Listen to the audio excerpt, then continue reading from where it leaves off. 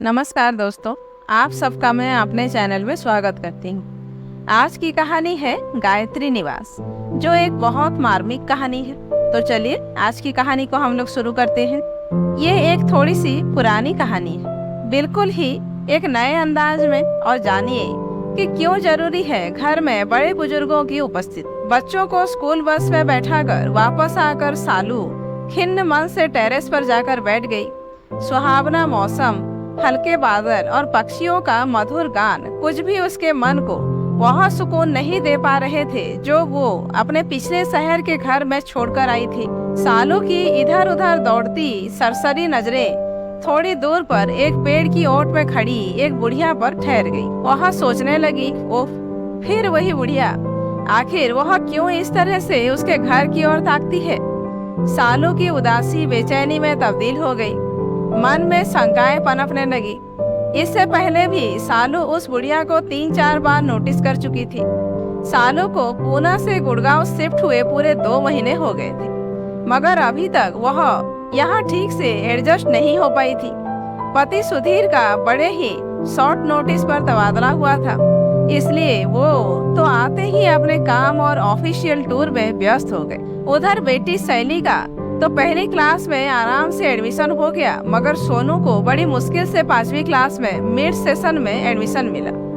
वो दोनों भी धीरे धीरे रूटीन में आ रहे थे, लेकिन सालू की उपस्थिति तो उस पौधे की तरह हो गई थी जिसे जड़ से उखाड़कर दूसरी जमीन पर रोप दिया गया हो, जो अभी भी नई जमीन नहीं पकड़ पा रहा था। सब कुछ कितना सुव्यवस्थित चल रहा था पुणे में। उसकी अच्छी जॉब थी, घर संभालने के लिए अच्छी मेड थी, जिसके भरोसे वह घर और रसोई छोड़कर सुकून से ऑफिस चली जाती थी। घर के पास ही बच्चों के लिए एक अच्छा सा डे केयर भी था। स्कूल के बाद दोनों बच्चे शाम को उसके ऑफिस से लौटने तक वहीं रहते थे। लाइफ बिल्कुल सेट थी, मगर सुधीर के एक तबादले की वजह से सब गड़बड़ हो गया। यहाँ ना आसपास कोई अच्छा डे केयर है और ना ही कोई भरोसे लायक मेड ही मिल रही है।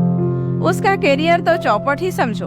और इतनी टेंशन के बीच ये विचित्र बुढ़िया कहीं छुपकर घर की टोह तो नहीं ले रही।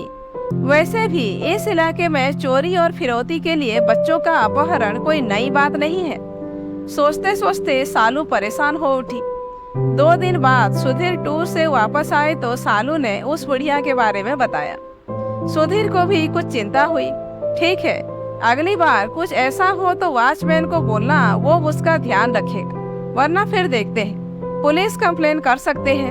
कुछ दिन ऐसे ही गुजर गए। घर को दोबारा ढर्रे पर लाकर नौकरी करने का संघर्ष सालों के लिए जारी था, पर इससे बाहर आने की कोई सूरत नजर नहीं आ रही थी। एक दिन सुबह सालू ने टेरेस से देखा कि वॉचमैन उस बुढ़िया के साथ उनके मेन गेट पर आया हुआ था। सुधीर उससे कुछ बात कर रहे थे। पास से देखने पर उस बुढ़िया की सूरत कुछ जानी पहचानी सी लग रही थी। सालू को लगा उसने यह चेहरा कहीं और भी देखा है, मगर कुछ याद नहीं आ रहा था। बात करके सुधीर घर के अंदर आ गए और वह बुढ़िया मेन गेट पर ही खड़ी रही। अरे ये तो वही बुढ़िया है जिसके बारे में मैंने आपको बताया था। ये यहाँ क्यों आई है? सालू ने चिंतित स्वर में सुधीर से पूछा। बताऊंगा तो आश्चर्यचकित रह जाओगी। जैसा तुम उसके बारे में सोच रही थी वैसा कुछ भी नहीं है। जानती हो वो कौन है? शालू का विस्मित चेहरा आगे की बात सुनने को बेकरार था। वो इसी घर की पुरानी मालकिन है। क्या? मगर ये घर तो हमने मिस्टर शांतनु से खरीदा है। ये लाचार बेबस बुढ़िया उसी शांतनु की अभागी माँ है, जिसने पहले धोखे से सब कुछ अपने नाम करा लिया और फिर ये घर हमें बेचकर विदेश चला गया, अपनी बूढ़ी माँ गायत्री देवी को एक वृद्धाश्रम में छोड़कर। छी, कितना कमीना इंसान है। देखने में तो बड़ा शरीफ लग रहा था। सुधीर का चेहरा वितृष्णा से भर उठा। वही सालू याददाश्त पर कुछ जोर डाल रही थी। हाँ, याद आया। स्टोर रूम की सफाई करते हुए इस घर की पुरानी नेम प्लेट दिखी थी। उस पर गायत्री निवास लिखा था। वहीं एक राजसी ठाट बाट वाली महिला की एक पुरानी फोटो भी थी। उसका चेहरा ही इस बुढ़िया से मिलता था। तभी मुझे लगा था कि मैंने इसे कहीं देखा है, मगर अब ये यहाँ क्यों आई है? क्या घर वापस लेने? पर हमने तो इसे पूरी कीमत देकर खरीदा है। सालू थोड़ी चिंतित हो उठी। नहीं नहीं, आज इनके पति की पहली बरसी है। ये उस कमरे में दिया जलाकर प्रार्थना करना चाहती है जहां उन्होंने अंतिम सांस ली थी। इससे क्या होगा? मुझे तो इन बातों में कोई विश्वास नहीं। तुम्हें ना सही, उन्हें तो है। और अगर हमारी हाथ से उन्हें थोड़ी सी खुशी मिल जाती है तो हमारा क्या घट जाएगा? ठीक है, आप उन्हें बुला लीजिए। अनमने मन से ही सही, मगर सालू ने हाँ कर दी तो गायत्री देवी अंदर आ गई। क्षीण काया, तन पर पुरानी सूती धोती, बड़ी बड़ी आंखों के कोरों में कुछ जमे कुछ पिघले से आंसू। अंदर आकर उन्होंने सुधीर और सालू को ढेरों आशीर्वाद दिए। वह नजरें भर कर उस पराये घर को देख रही थी जो कभी उनका अपना था। आंखों में कितनी स्मृतियां, कितने सुख और कितने ही दुख एक साथ तैर आए थे। वो ऊपर वाले कमरे में गई। कुछ देर आंखें बंद करके बैठी रही। बंद आंखें लगातार रिस रही थी। फिर उन्होंने दिया जलाया, प्रार्थना की और फिर वापस से दोनों को आशीर्वाद देते हुए कहने लगी, मैं इस घर में दुल्हन बनकर आई थी। सोचा था अर्थी पर ही जाऊंगी, पर स्वर भर्रा आया था। यही कमरा था मेरा। मैंने यहाँ कितने ही साल अपनों के साथ हंसी खुशी बिताए हैं, मगर शांतनु के पिता के जाते ही आंखें पुनः भर आई। शालू और सुधीर निस्तब्ध बैठे रहे। थोड़ी देर घर से जुड़ी बातें कर गायत्री देवी भारी कदमों से उठी और चलने लगी। पैर जैसे इस घर की चौखट छोड़ने को तैयार ही न थे, पर जाना तो था ही। उनकी इस हालत को वो दोनों भी महसूस कर रहे थे। आप जरा बैठिए, मैं अभी आती हूँ। शालू गायत्री देवी को रोककर कमरे से बाहर चली गई और इशारे से सुधीर को भी बाहर बुलाकर कहने लगी, सुनिए, मुझे एक बड़ा अच्छा आइडिया आया है जिससे हमारी लाइफ भी सुधर जाएगी और इनके टूटे दिल को भी आराम मिल जाएगा। मैं तो कहती हूँ कि क्यों ना हम इन्हें यही रख ले। अकेली है, बेसहारा है और इस घर में इनकी जान बसी है। यहाँ से कहीं जाएंगी भी नहीं और हम इन्हें यहाँ पर वृद्धाश्रम से अच्छा ही खाने पहनने को देंगे। तुम्हारा मतलब है नौकर की तरह? नहीं नहीं, नौकर की तरह नहीं। हम इन्हें कोई तनख्वाह थोड़े न देंगे। काम के लिए तो मेड भी है ही। बस ये घर पर रहेंगी तो घर के आदमी की तरह मेड पर, आने जाने वालों पर नजर रख सकेंगी, बच्चों को देख संभाल सकेंगी। ये घर पर रहेंगी तो मैं भी आराम से नौकरी पर जा सकूंगी। मुझे भी पीछे से घर की, बच्चों के खाने पीने की टेंशन नहीं रहेगी। आइडिया तो अच्छा है, पर क्या ये मान जाएंगी? क्यों नहीं। हम इन्हें उस घर में रहने का मौका दे रहे हैं जिसमें उनके प्राण बसे हैं, जिसे ये छुप छुप कर देखा करती है। और अगर कहीं मालकिन बन घर पर अपना हक जमाने लगी तो क्या निकाल बाहर करेंगे? घर तो हमारे नाम ही है। ये बुढ़िया क्या कर सकती है? ठीक है, तुम बात करके देख। सुधीर ने सहमति जताई। शालू ने संभल कर बोलना शुरू किया, देखिए, अगर आप चाहें तो यहाँ रह सकती हैं। बुढ़िया की आंखें इस अप्रत्याशित प्रस्ताव से चमक उठी। क्या वाकई वो इस घर में रह सकती है? लेकिन फिर बुझ गई। आज के जमाने में जहाँ सगे बेटे ने ही उन्हें घर से यह कहते हुए बेदखल कर दिया कि अकेले बड़े घर में रहने से अच्छा उनके लिए वृद्धाश्रम में रहना होगा, वहाँ ये पराये लोग उसे बिना किसी स्वार्थ के क्यों रखेंगे? नहीं नहीं, आपको नाहक ही परेशानी होगी। परेशानी कैसी? इतना बड़ा घर है और आपके रहने से हमें भी आराम हो जाएगा। हालांकि दुनियादारी के कटु अनुभवों से गुजर चुकी गायत्री देवी शालू की आंखों में छिपी मनसा समझ गई, मगर उस घर में रहने के मोह में वह मना न कर सकी। गायत्री देवी उनके साथ रहने आ गई और आते ही उनके सधे हुए अनुभवी हाथों ने घर की जिम्मेदारी बखूबी संभाल ली। सभी उन्हें अम्मा कहकर ही बुलाते। हर काम उनकी निगरानी में सुचारू रूप से चलने लगा। घर की जिम्मेदारी से बेफिक्र होकर शालू भी नौकरी ज्वाइन कर ली। साल भर कैसे बीत गया पता ही नहीं चला। अम्मा सुबह दोनों बच्चों को उठाती, तैयार करती, मान मनुहार कर खिलाती और स्कूल बस तक छोड़ती। फिर किसी कुशल प्रबंधक की तरह अपनी देख रेख में बाई से सारा काम कराती।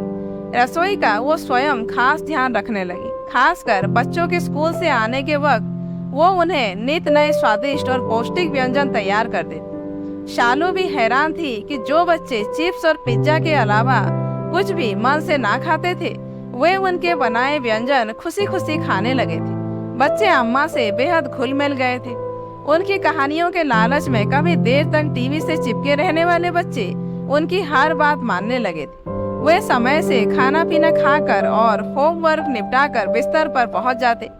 अम्मा अपनी कहानियों से बच्चों में एक और जहां अच्छे संस्कार डाल रही थी, वहीं हर वक्त टीवी देखने की बुरी आदत से भी दूर ले जा रही थी। शालू और सुधीर बच्चों में आए सुखद परिवर्तन को देखकर अभिभूत थे, क्योंकि उन दोनों के पास तो कभी बच्चों के पास बैठ बातें करने का भी समय नहीं होता था।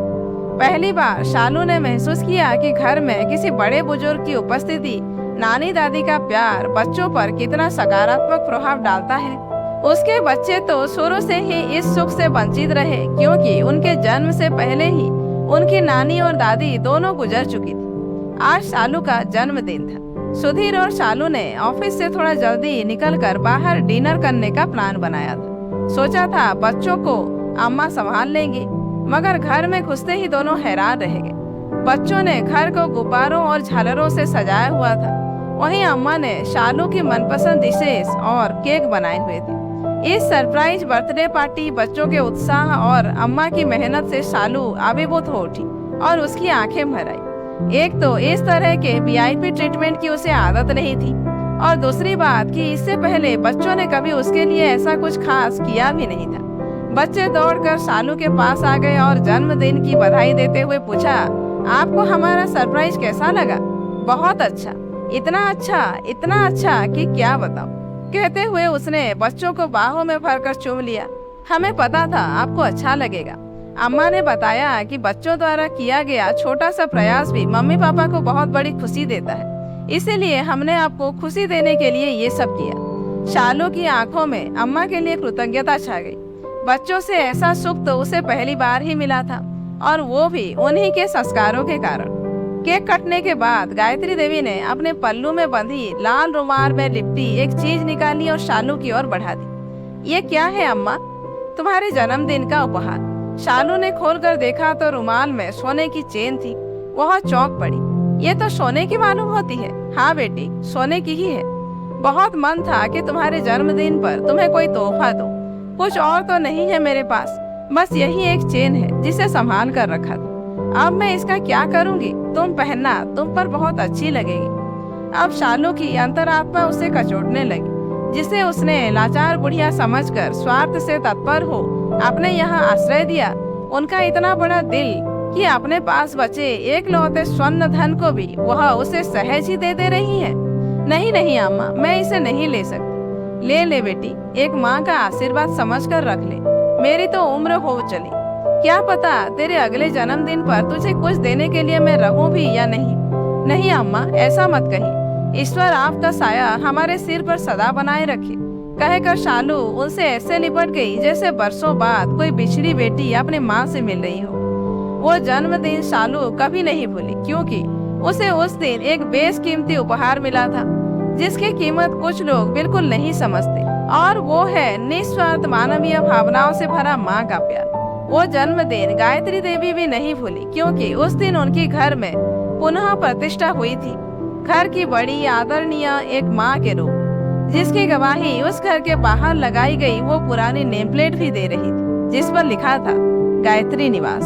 अगर आपकी भी आंखें इस सच्ची कहानी को पढ़कर छलक आई हों, तो इसे औरों को भी भेजिएगा, ताकि लॉर्ड मैकाले की ऐसी शिक्षा की सच्चाई उन संभ्रांत लोगों को भी समझाई जा सके, जो अमीर होने के घमंड में अपने बुढ़ापे को बर्बाद करके पाई के मोहताज होकर जीते हैं।